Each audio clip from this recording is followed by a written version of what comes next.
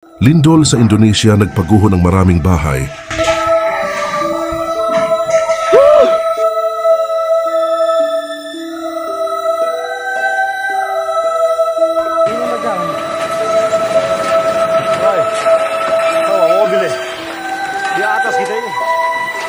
Dalawang malakas na lindol ang nangyari sa Indonesia.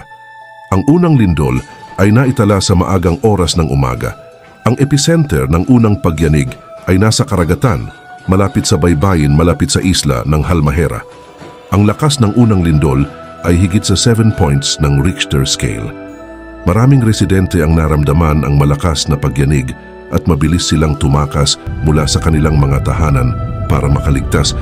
Swerte na hindi nagdulot ng tsunami ang unang lindol, ngunit nakamobilize ang mga tagapagligtas para magbigay ng tulong at suriin ang sitwasyon. Ang pangalawang lindol naman ay nangyari sa parehong araw. Ang epicenter nito ay naitala rin sa karagatan, ngunit mas malapit na sa ibang bahagi ng isla. Ang lakas ng pangalawang lindol ay mataas din, lampas ito sa 6 points ng Richter scale. May mga lugar na nawalan ng kuryente dahil sa pinsala. Iniulat ng mga residente ang pinsala sa mga gusali at kalsada. Nagdeklara ang lokal na autoridad ng state of emergency para magbigay ng tulong sa mga biktima.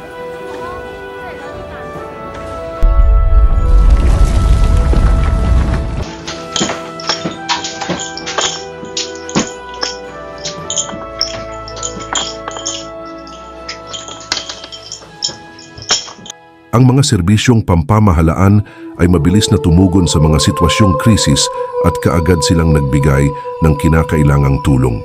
Na-activate na din ang mga plano ng evakuasyon upang ilipat ang mga tao mula sa lugar ng kalamidad. Nagsimulang magbigay ng suporta at tulong ang mga world organization.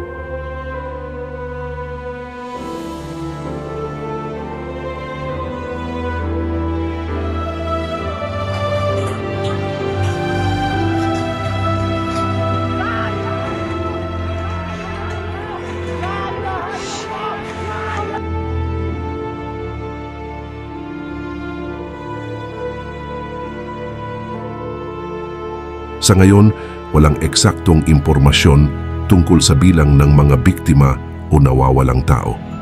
Nagtatrabaho ang mga kawani ng gobyerno buong araw para suriin ang kabuuang pinsala mula sa lindol. Iniutos ng pamahalaan sa mga mamamayan na manatiling kalmado at sundin ang mga patakaran sa kaligtasan.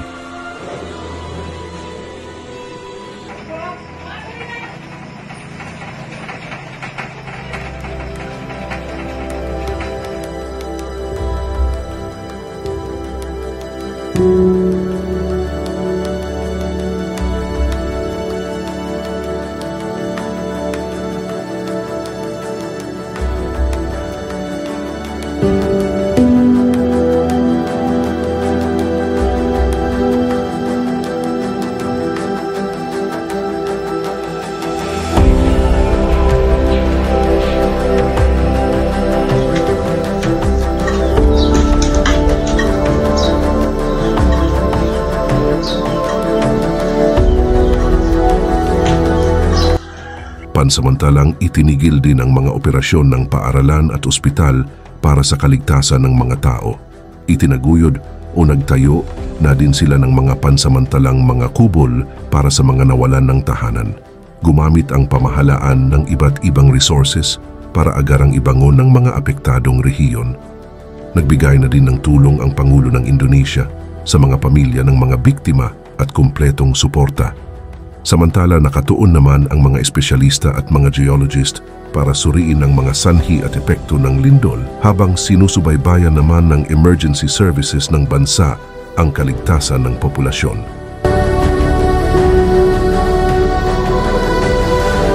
Pero ang malaking katanungan dito, bakit? At paano ba nagkakalindol? Saan ito nagmumula at bakit napakamakapaminsaala ito kapag tumama sa lupa? At yan ang ating aalamin. Sa video na ito, ilalahad ko sa inyo ng pinakadetalyado kung gaano kalakas na lindol ang makakapagpagunaw sa mundo.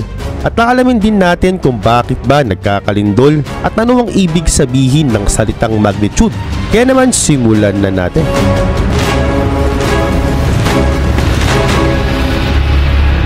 Ang salitang magnitude ay ang laki ng seismic energy na pinapakawala habang lumilindol. Ito'y sinukat gamit ang Richter scale o di naman kaya sinukat ito gamit ang MMS o Moment Magnitude Scale na inimbento ni Thomas Hanks at ni Hiro Kanomori. At ayon sa MMS, halimbawa kapag nagpasabog ng isang nuke sa ilalim ng lupa ay ito'y makakalikha ng magnitude 6 na lindol. At kapag nagdaragdag ng magnitude ng lindol ay ito'y nagpapakawala ng 32 times na lakas ng enerhiya. Ngayon ang tanong, ano ang pinaka-maximum na magnitude? Ayon sa teorya, magnitude 46. Oo, sa ganitong lakas, magpapakawala na ito ng 1,000 ulit na lakas ng enerhiya sa buong universe. At sapat na nga ito para makalikha ng isang malaking black hole.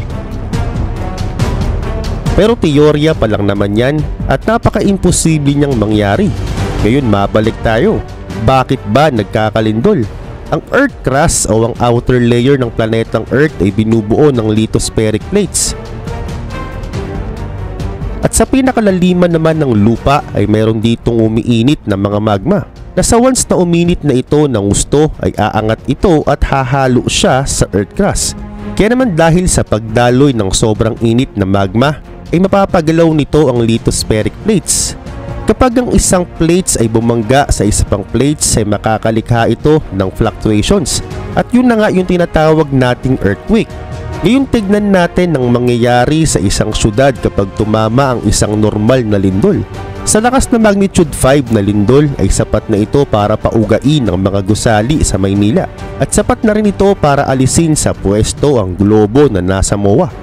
At sa ganitong lakas din, kaya na nitong i-crack ang mga dingding at mga konkretong sahig ng bahay nyo. At kung mahina o matanda na ang gusali, ito pwede na rin itong gumuho. At ngayon during earthquake, nakakadinig ang mga taong nasa pinaka-epicenter ng isang malakas na cracking sound. Dahilan magpapanik dito ang napakaraming mga tao. At sa katunayan, ang magnitude 5 hanggang 5.9 ay hindi pa ito totaling magdudulot ng malaking pinsala. So gaano ba talaga dapat kalakas? Kapag tumama ang magnitude 6 hanggang 6.9 na lindol sa Maynila, maraming mga gusali ang guguho dito. Maraming tao ang madadamay at marami ring tao ang babawian ng buhay. At higit sa lahat, hindi ito kayang pigilan. At kung nasa pinaka-epicenter ka ay wala ka nang magagawa kundi tatanggapin mo na lang talaga ang iyong mapait na kapalaran.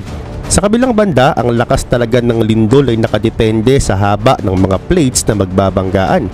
At ayon sa pag-aaral, ang pinakasagad na lakas ng magnitude lang na maaring mangyari sa mundo ay 9.5. Pero don't get me wrong, dahil ang 9.5 magnitude na lindol ay sapat na para wasakin ng mga syudad sa planetang Earth. Asahan mo na kapag tumama ito sa Maynila, wala na sigurong gusali ang mananatiling nakatayo. Pati mga tulay ay mawawasak at wala ding takas dito ang mga tren na MRT at miski LRT. Magbabagsakan ang mga ito at babagsakan ito ang napakaraming mga sasakyan sa baba. At kung nasa sasakyan ka ng mga oras na ito ay di ka basta-basta makakatakas. Dahil hindi lang ikaw ang taong nagpapanik at di lang din ikaw ang gusto pang mabuhay. Kaya naman ang resulta dahil sa kaguluhan ay ito'y magdudulot ng kamatayan ng karamihan. At take note, ultimo mga nagtataasang konkretong magagandang gusali sa Manila ay masasaksihan nung parang dinidemolish. Bukod pa nga dito, nakakasaksi ka din dito ng malaki at mahabang crack sa mga kalsada. Magkakaroon din ng malawakang sunog dahil sa mga kuryenteng magpuputukan. Mawawalan din ng kuryente at tubig sa maraming lugar. At karagdagan pa, bukod sa malakas na uga, at kapag nasa baybayin dagat ka, dito mo masasaksihan ang napakataas na tsunami. At ang tsunaming ito'y maaring umabot sa taas na 50 feet. Lamon ng lahat ng madadaanan niya. At sa pagkakataon na ito, marami talagang tao ang babawian ng buhay. Ngayon, gaano kalakas ba na lindol ang makakapagpagunaw sa buong mundo? Magnitude 19 hanggang magnitude 20. Oo, sa lakas ng lindol na yan, pupunitin na nito ang buong Earth sa maraming parte. Kaya naman kapag napunit na ang Earth, ang mga tipak ng mga gusali, mga bagay gamit sa Earth at miski mga tao ay lalabas na sa mundo at mag-orbit na ito kasama ng mga space debris ng Earth. Grabe, no?